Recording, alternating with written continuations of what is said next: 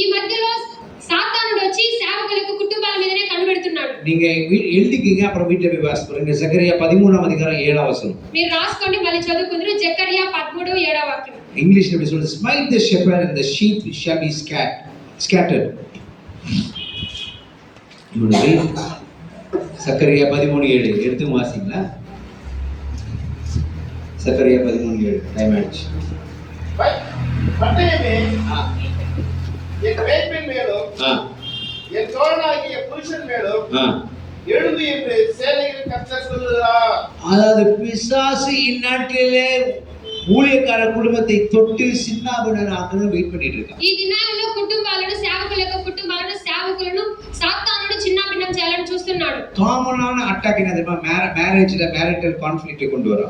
ప్రాముఖ్యమైనటువంటి ప్రమాదం విరోధం ఏమిటంటే சோர்வு உண்டாக்குறான். కుటుంబాలలో కలహాలు తెచ్చి పెడతాడు. ఎలియాకే సోర్வு வந்துச்சுங்க. ఏలియాకే చాలా బాధపడ్డాడు. நான் செத்துறாண்டவரே போதுంటా. ఏలియానే అలసిపోయాడు. దేవుడా చాలు, నన్ను తీసుకొని నేను చనిపోతాను అన్నాడు. Moral failure.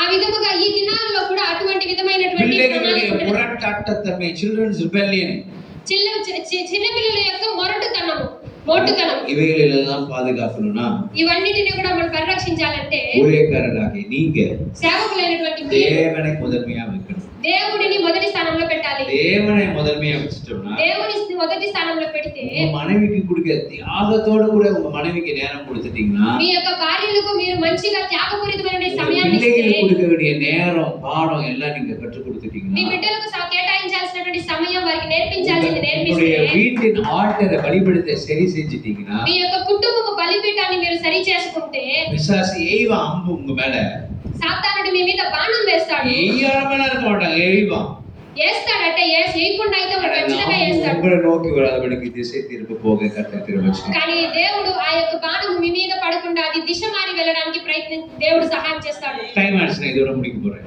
సమయం అయినది, ఇంతటితో నేను ముగిస్తాను. நான் அதிக பிரசங்கியும் இல்ல, నేను అత్యధికంగా ప్రసంగించే వ్యక్తిని కాను. இப்பவே 8 நிமிஷம் ஆயிடுச்சு, எனக்குள்ள கபு கபு கபுன்னு இருக்கு. ఇప్పుడే 8 నిమిషాలు ఆలస్యం అయిపోయింది, నాకే చాలా గలిబిలిగా ఉంది. ஊழியக்காரங்க அதுவும் ஞாபகம் வச்சுக்கணும். సేవకులు అది కూడా జ్ఞాపకం ఉంచుకోవాలి. ஆவியானவர் நடத்துறாரு, நட்டினே இருந்தா ఆత్మదేవుడు నడిపిస్తాడని నడిపించుకుంటూ పోతే ஊழியத்துல பொய் சொல்றீங்க. పరిచర్యలో మీరు అబద్ధం చెప్తారు. நினைப்போம். అందరూ లేచి నిలబడదాం.